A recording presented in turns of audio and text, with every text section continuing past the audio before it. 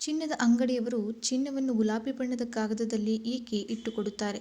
ಚಿನ್ನ ಅಥವಾ ಹಳದಿ ಲೋಗ ಅನಾದಿ ಕಾಲದಿಂದಲೂ ಭಾರತೀಯರ ಅವಿಭಾಜ್ಯ ಅಂಗವಾಗಿದೆ.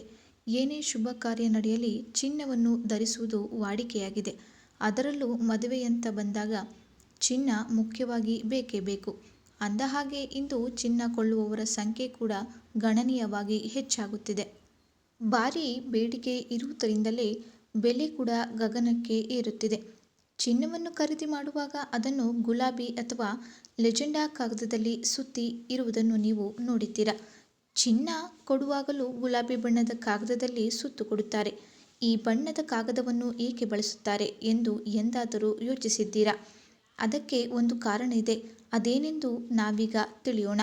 ಪ್ರಾಚೀನ ಕಾಲದಿಂದಲೂ ಚಿನ್ನ ಮತ್ತು ಬೆಳ್ಳಿ ಆಭರಣಗಳನ್ನು ಗುಲಾಬಿ ಕಾಗದದಲ್ಲಿ ಸುತ್ತಿ ಕೊಡಲಾಗುತ್ತಿದೆ.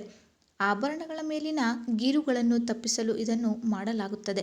ಚಿನ್ನವನ್ನು ಇರಿಸಲಾಗುವ ಪೆಟ್ಟಿಗೆ ಅಥವಾ ಇತರ ಆಭರಣಗಳಿಂದ ಗೀರು ಬಾರದಂತೆ ತಡೆಯುವ ಶಕ್ತಿ ಈ ಗುಲಾಬಿ ಬಣ್ಣದ ಕಾಗದದಲ್ಲಿದೆ. ಅದೇ ಕಾರಣಕ್ಕೆ ಅಂಗಡಿಯವರು ಗುಲಾಬಿ ಕಾಗದದಲ್ಲಿ ಸುತ್ತಿ ಕೊಡುತ್ತಾರೆ.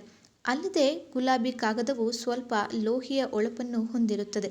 ಆದ್ದರಿಂದ ಆಭರಣಗಳನ್ನು ಅದರ ಮೇಲೆ ಇರಿಸಿದಾಗ ಅದು ಸೌಂದರ್ಯವನ್ನು ಹೆಚ್ಚಿಸುತ್ತದೆ. ಇನ್ನು ಗುಲಾಬಿ ಕಾಗದವು ಟ್ಯಾನಿಂಗ್ ವಿರೋಧಿ ಲೇಪನವನ್ನು ಹೊಂದಿದ್ದು ಅದು ಚಿನ್ನದ ಹೊಳಪನ್ನು ಕಾಪಾಡಿಕೊಳ್ಳಲು ಸಹಾಯ ಮಾಡುತ್ತದೆ.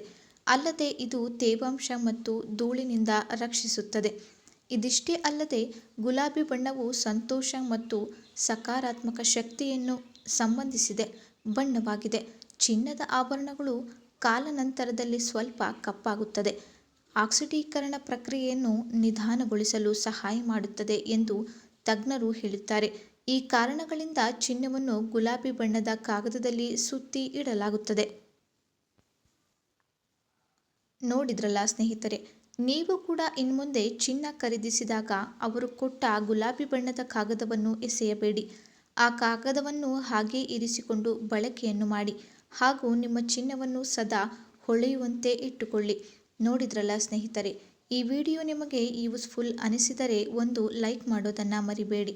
ಹಾಗೂ ನೀವಿನ್ನು ನಮ್ಮ ಚಾನಲನ್ನು ಸಬ್ಸ್ಕ್ರೈಬ್ ಮಾಡ್ಕೊಂಡಿಲ್ಲ ಅಂದರೆ ಈಗಲೇ ಸಬ್ಸ್ಕ್ರೈಬ್ ಮಾಡ್ಕೊಳ್ಳಿ.